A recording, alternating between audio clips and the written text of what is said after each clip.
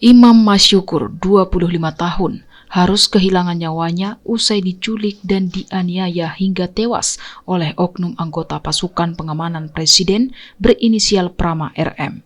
Peristiwa penculikan pria asal desa Monkelayu, Kecamatan Gandapura, Kabupaten Biren, Aceh itu terjadi pada hari Sabtu 12 Agustus 2023 lalu di Rempoa, Ciputat Timur, Tangerang Selatan.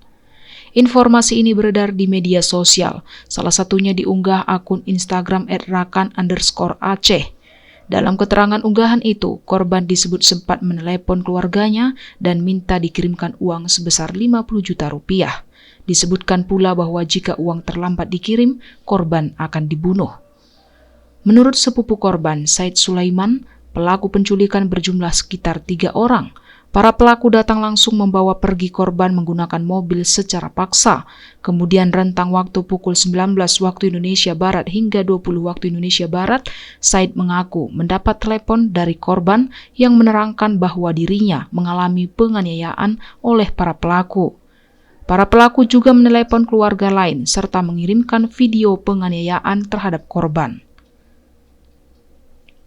Beberapa hari kemudian, jenazah korban ditemukan oleh warga di sebuah sungai di Karawang Barat, Jawa Barat. Kabar penemuan mayat itu diterima Said saat dirinya dipanggil polisi untuk datang ke RSPAD. Komandan Pomdam Jaya, Kolonel CPM Irsad Hamude B. Anwar, membenarkan ada 3 orang anggota yang terlibat dalam dugaan penganiayaan dan 3 anggota TNI itu telah ditetapkan sebagai tersangka dalam kasus tersebut. Irsad menyatakan berdasarkan pengakuan ketiga anggota TNI itu, penculikan itu didasari motif pemerasan. Mereka awalnya yakin Imam dan keluarganya tak akan berani melapor ke polisi. Pasalnya, menurut Irsad, ketiga pelaku mengklaim mengetahui profesi Imam sebagai pedagang obat-obatan ilegal.